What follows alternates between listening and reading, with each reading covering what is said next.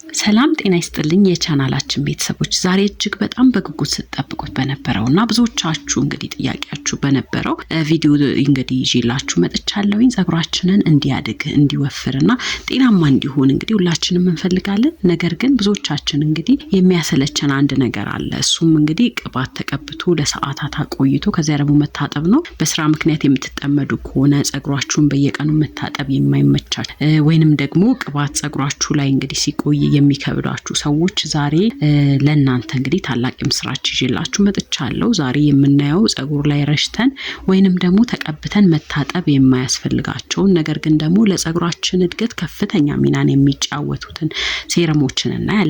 አብራችሁኝ ቆዩ። ቪዲዮውን እንግዲህ እስከ መጨረሻው እንድትከታተሉት ጋብዛችኋለሁ። ምክንያቱም መሀል ላይ የምነግራችሁ የአሰራር ቅደም ተከተልና መጨረሻ ላይ ደግሞ የምነግራችሁ የማሳጅ ዘዴ ለውጡን በሳምንት ውስጥ እንድታዩት እንግዲህ የሚያደርግ ሚስጥር ስለሆነ እስከ መጨረሻው ድረስ እንድትከታተሉት ነው የምላችሁ። ለምን መታጠብ የማያስፈልጋቸውን ሴረሞች ከቅባት የተሻለ ሆነ ብላችሁ እንግዲህ ልጠይቁ ትችላላችሁ። አንደኛው ምክንያት ቀጣይነት ነው። እንግዲህ የፀጉር እድገት የሚፈልገው የየቀን ክትትል ነው። ቅባት በሳምንት አንድ ቀን ተቀብታችሁ ከመታጠብ ይልቅ በየቀኑ የሚረጭ ውሃ መሰል ሴረም ለፀጉር ስር የተሻለ ይመግበዋል ማለት ነው። ሁለተኛው ደግሞ ቀላልነቱ ነው እንግዲህ ተመራጭ ያደረገው።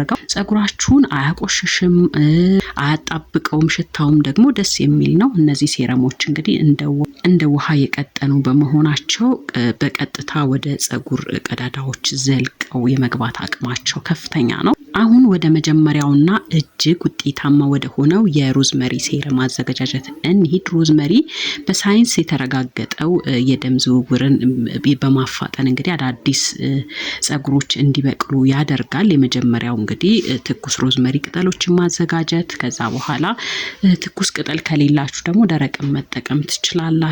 በመቀጠል 2 ብርጭቆ ውሃ ታፈላላችሁ።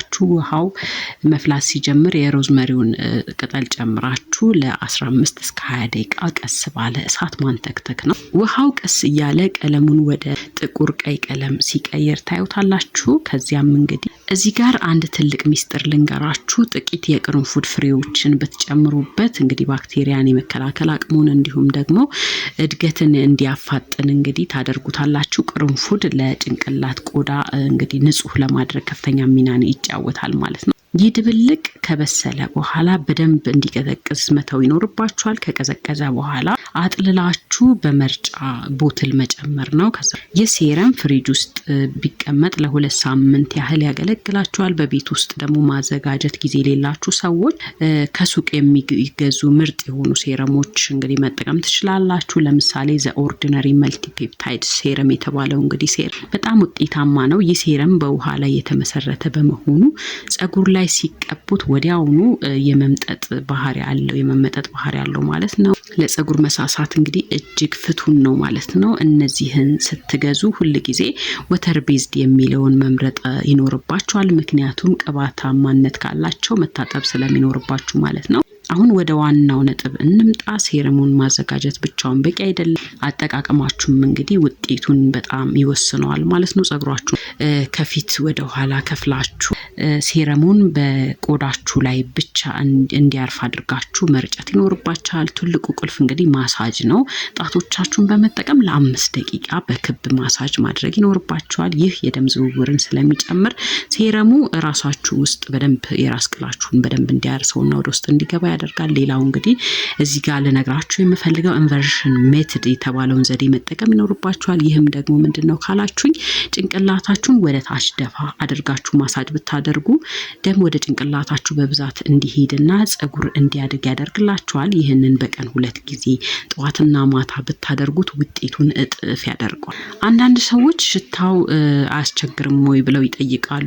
የሮዝመሪ ሽታ በጣም ደስ የሚልና እንደ ተፈጥሮ ሽቶ የሚጠቀሙ የምትጠቀሙት አይነት ነው።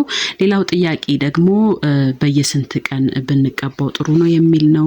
ለተሻለ ለውጥ እንግዲህ በየቀኑ ብትቀቡት የተሻለ ነው። ምንም እንኳን እንግዲህ መታጠብ ባያስፈልገውም በሳምንት አንድ ጊዜ ጸጉራችሁን በሻምፑ በደንብ መታጠብ ይኖርባችኋል። ይህም እንግዲህ የቆዳ ቀዳዳዎች እንዳይደፈኑና ሴረሙ በደንብ እንዲያገኘው ይረዳችኋል። እንግዲህ ወደ ተመልካቾቼ ለዛሬ ይዤላችሁ የመጣሁት ይህንን ይመስላል። እንግዲህ የጸጉር እድገት ትዕግስትን ስለሚፈልግ በትዕግስት ለ3 ወራት ብትሞክሩት ለውጡን በጣም ነው የምታዩት ማለት ነው። ብዙዎቻችሁ እንግዲህ በዚህ ዘዴ ብቻ ተጠቅማችሁ ጸጉራችሁን እንደቀየራችሁ ታውቃለሁ። ስለዚህ ይህን ቪዲዮ ጠቃሚ ሆኖ ካገኛችሁት ላይክ አድርጉት። ሌላ የሴረም አይነት እንድሰራላችሁ ከፈለጋችሁም ደግሞ ኮሜንት ላይ ሴረም ብላችሁ ጻፉልኝ። እንግዲህ ለዛሬ የነበረን ቆይታ ይህንን ይመስላል። ተመልካቾቼ ሰብስክራይብ በማድረግ የቻናል ቤተሰብ መሆን ትችላላችሁ። በሚቀጥለው ቪዲዮ እስክንገናኝ ድረስ ጸጉራችሁን ተንከባከቡ። ቻው ቻው።